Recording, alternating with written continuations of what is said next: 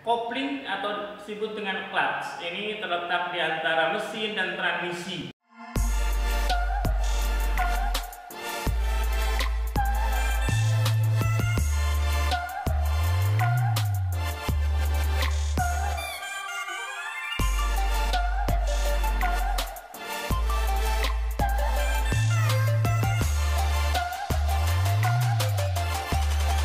Assalamualaikum warahmatullahi wabarakatuh. Selamat pagi anak-anak sekalian kelas 12 TKR.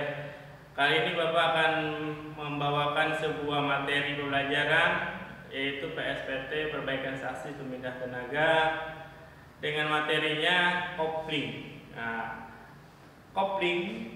Kalau kita bicara kopling, sebelum kita ke materi dulu, kita harus mengerti indikator pencapaian kompetensi. Yang pertama, indikator yang harus dicapai yaitu mensimulasikan cara perawatan kopling. Kemudian yang kedua, mendeteksi cara perawatan kopling. Yang ketiga, merinci cara perawatan kopling. Keempat, merumuskan cara perawatan kopling. Nah, indikator yang harus dicapai oleh kalian. Nah, kemudian yang berikutnya adalah tujuan pembelajaran. Nah, ini kalian dituntut setelah tujuan pencapaian kopling ini tuntut untuk tujuan pembelajaran supaya tercapai. Pertama, kalian dapat mengkaji literasi bahan ajar serta mengamati cara perawatan kopling dan perawatan berkah kopling. Kemudian yang kedua, kalian dapat mengidentifikasi masalah dari literasi bahan ajar serta membangun pertanyaan terkait dengan cara perawatan berkah kopling. Kemudian yang ketiga, kalian dapat secara cermat mengumpulkan data dari literasi serta mendiskusikan cara perawatan berkala kopling dengan proses perawatan. Yang terakhir, kalian dengan penuh kreatif mengeksplorasi dan merumuskan cara perawatan kopling. Nah, kita bicara masalah kopling ini materinya. Kopling atau disebut dengan clutch ini terletak di antara mesin dan transmisi. Nah, nanti bisa dilihatkan dengan sebuah gambar. Nah, fungsi kopling ini yaitu untuk menghubungkan dan melepaskan tenaga dari mesin ke transmisi melalui kerja pedal selama perkaitan roda. Artinya ini memutuskan menghubungkan putaran dari sebuah mesin ke dalam transmisi dengan lembut dan sebagainya. Nah, ini persyaratan kopling yang harus dicapai. Pertama, kopling harus dapat menghubungkan transmisi dengan mesin secara lembut. Artinya tidak ada kejanggalan, kesukaran dan sebagainya. Nah, itu adalah salah satu yang paling utama. Kemudian yang kedua, pada saat menghubungkan transmisi harus dapat memindahkan tenaga tanpa slip. Nah, kalau terjadi slip, maka kopling ini, transmisi ini pun tidak akan berjalan. Berarti kopling ini berperan sangat penting di dalam sebuah pemindah tenaga. Kemudian yang terakhir, harus dapat membebaskan hubungan dari transmisi dengan sempurna dan cepat. Jadi dengan sempurna dan cepat. Nah, itu adalah bagian dari persyaratan sebuah kopling. Nah, ini gambar sebuah kopling.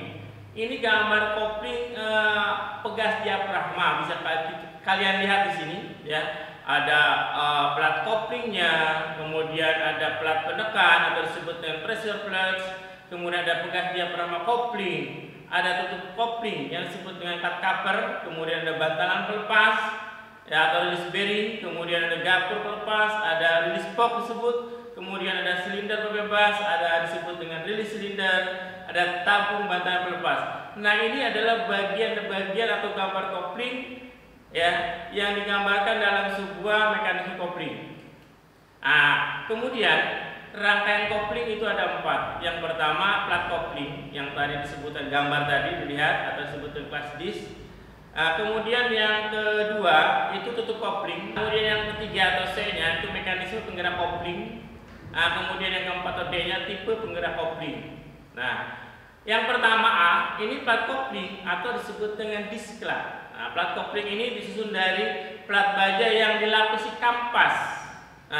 Plat kopling berada di tengah antara flywheel dengan pressure plug yang berfungsi untuk menyalurkan tenaga dari mesin ke transmisi tanpa terjadi slip. Nah, ini plat kopling berarti yang berhubungan langsung dengan sebuah flywheel, yang bergesekan langsung dengan sebuah flywheel. adalah plat koplingnya. Nah, ini yang berfungsi memutuskan dan menghubungkan di sini letaknya adalah di plat koplingnya atau di disklatnya.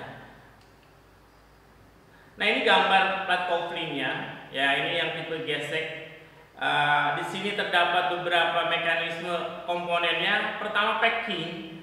Packing ini yang langsung bergesekan dengan sebuah flywheel. Kemudian plat hub. Nah, plat hub ini yang berhubungan dengan input sub transmisi.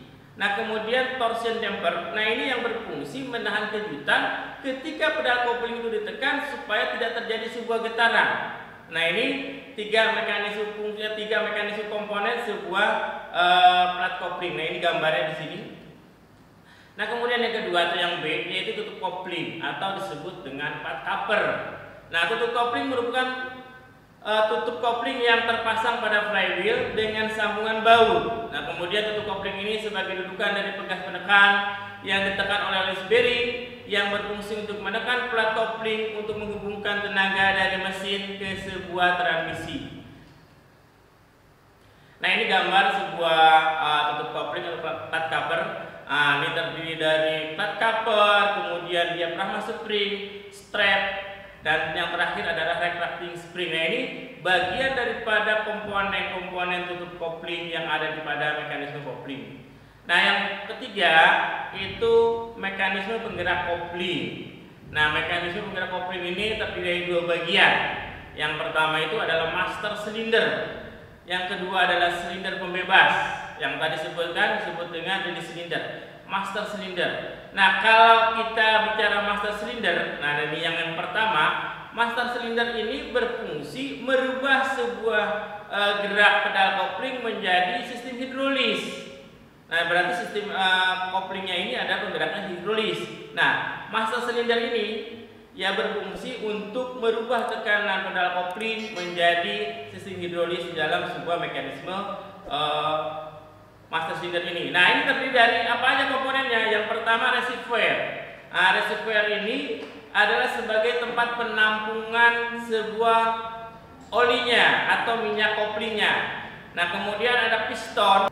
Biasanya ada dua jenis piston yang digunakan pada kendaraan ringan. Ya, ada sekunder dengan yang satunya lagi. Kemudian yang kedua, silinder cap. Kemudian ada katupnya.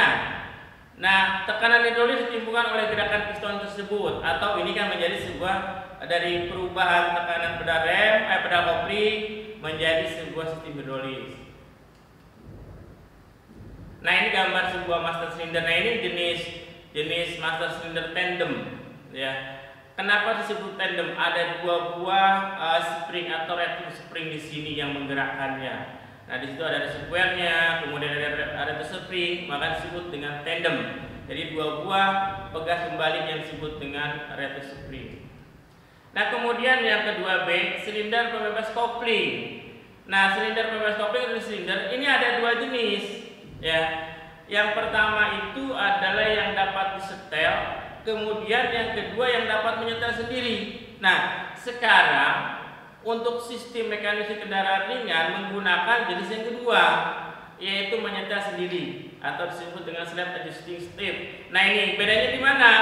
Nah, di sini pada tipe menyetel sendiri terdapat sebuah conical spring di sini. Nah, tetapi pada sistem yang dapat disetel tidak terdapat conical spring. Nah, conical spring ini untuk mengembalikan piston ke posisi semula, ya, setelah terjadinya pelepasan pedal kopling. Nah, sehingga di sini terjadilah pemutusan hubungan antara plat kopling dengan sebuah flywheel. Yang terakhir adalah tipe penggerak kopling. Nah, tipe penggerak kopling itu ada tiga. Ada kopling mekanis, ada kopling hidrolis, ada kopling AMT, automatic manual transmission. Nanti kita jelaskan berikutnya. Nah, kalau kita bicara masalah kopling mekanis, ini berarti sistem mekanis, ya. Artinya kopling mekanis ini terdiri dari pedal kopling, tuas pembebas kopling, kabel pembebas, garpu pembebas. Nah, pada tipe kopling ini perpindahan pedal kopling secara langsung oleh kabel. Nah, di sini biasanya terjadi kesulitan, kesukaran pada saat pedal kopling ditekan, maka tidak kurangnya perpisahan antara plat kopling dengan flywheel. Mungkin yang sekarang ini yang jenis mekanis sudah tidak digunakan lagi pada kendaraan ringan. Nah, kemudian yang kedua, yaitu yang B, tipe kopling hidrolis. Nah, ini tipe kopling hidrolis itu berbeda dengan mekanis. Kalau mekanis tadi sistem penggerakan yang menggunakan sebuah kabel. Kalau di sini menggunakan sebuah aliran minyak. Tadi merubah gerak pedal itu menjadi sistem hidrolis, yaitu menggunakan minyak atau disebut oleh kopling. Nah, konstruksi kopling hidrolis terdiri dari pedal kopling, master silinder, kabel fleksibel, silinder pembebas, garpu pembebas. Nah, pada kopling ini penggerakan pedal kopling dirubah oleh master silinder menjadi tekanan hidrolis, kemudian diteruskan ke garpu pembebas melalui silinder pembebas. Nah, berarti sistem hidrolis ini akan lebih mudah. Tenaga yang dihasilkan akan lebih besar dibandingkan dengan sistem tipe kopling mekanis. Nah, kemudian yang ketiga ini tipe kopling AMT, Automatic Manual Transmission, yang merupakan sebuah transmisi manual tetapi dengan perpindahan gigi secara otomatis oleh kontrol modul. Nah, ini berarti penggerakan sistem tekanan fluida. Nah, ini jenisnya biasa kopling basah. Nah, di sini ada dua gambar penggerak kopling, ada kopling mekanis dengan kopling hidrolis. Bisa kalian bedakan, pada gambar kopling mekanis ini konstruksi gambar itu jauh berbeda. Yang pertama kalian lihat ada plat pedal. Nah, ini adalah pedal kopling, kemudian ditekan menuju plat release lever. Kemudian di sini ada plat release kabel atau kabel pembebas, tempat kabel bebas. Kemudian dari kabel bebas ini langsung ke release spoke. Nah, release spoke ini akan menggerakkan release bearing akan menggerakkan diaphragm spring, diaphragm spring akan menggerakkan pressure plate, kemudian pressure plate ini akan menekan sebuah plat kopling atau disc plate. Nah, ini di dalam plat kapor ini terdapat sebuah disc plate-nya. Nah, kemudian ada sistem hidrolis. Nah, berbeda. Di dalam sistem hidrolis ini terdapat sebuah master silinder. Master silinder kopling. Nah, di sini yang perbedaannya merubah tenaga pedal kopling menjadi tenaga hidrolis itu adalah di master silinder. Nah, kemudian dari master silinder ini tidak langsung ke release spoke, tetapi ke release silinder. Nah, di sini yang disebutkan tadi yang sudah dijelaskan, di release silinder itu ada dua, ada yang dapat menyetel sendiri, ada yang dapat di-setel. Nah, ini yang tipe yang kalian lihat di gambar ini yang menyetel sendiri. Nah, dari release silinder atau silinder pembebas ini baru diteruskan tekanan tersebut ke release spoke dan seterusnya sampai ke perpindahan di plat kopling. Nah, ada tipe pegas yang digunakan pada kopling. Ini pada kendaraan ringan. Ada dua tipe, itu ada pegas kopling diafragma dengan pegas kopling coil. Nah, kalau kopling pegas diafragma, ini kopling pegas diafragma ini adalah jenis kopling yang proses pelepasan kampas kopling dari flywheel menggunakan metode pengungkit dengan pegas berbentuk diafragma. Kopling ini konstruksinya berbentuk pegas piring yang di tengahnya berlubang dan di belah-belah menyerupai sirip. Nah, ini gambarnya. Ini gambar kopling pegas diafragma, atau orang bilang dengan pegas matahari, kopling matahari. Ada bearingnya, kemudian ada pressure plate-nya. Nah, yang terakhir itu gambar kampas koplingnya. Nah, jadi jenis ini adalah jenis pegas diafragma. Nah, kemudian yang kedua kopling pegas coil. Nah, kopling pegas coil ini adalah sebuah kopling yang proses pelepasan kampas kopling dari flywheel menggunakan metode pengungkit dengan pegas berbentuk coil. Nah, kalau tadi yang tipe diafragma itu berbentuk piringan. Nah, kopling ini konstruksinya berbentuk pegas sebesar ulir yang berbeda pada plat cover. Nah, ini gambarnya. Nah, ini gambar konstruksi pegas coil. Nah, ini biasanya kalau pegas coil ini digunakan bukan kendaraan ringan, tetapi kendaraan berat seperti truk. Nah, tapi kalau diafragma tadi itu digunakan mobil kendaraan ringan. Nah, ini kesimpulannya rangkuman kenapa pada kendaraan ini harus dipasang sebuah kopling.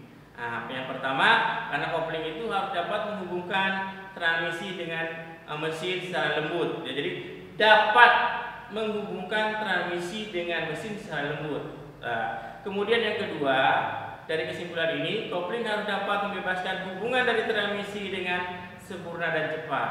Dan yang ketiga, pada saat menghubungkan ke transmisi, kopling harus dapat memindahkan tenaga tanpa terjadi slip. Nah, itulah kopling fungsinya, syaratnya yang harus digunakan pada sebuah kendaraan. Ini ada tugas yang harus kalian kerjakan, silahkan dikerjakan. Sampai di sini. Wassalamualaikum warahmatullahi wabarakatuh.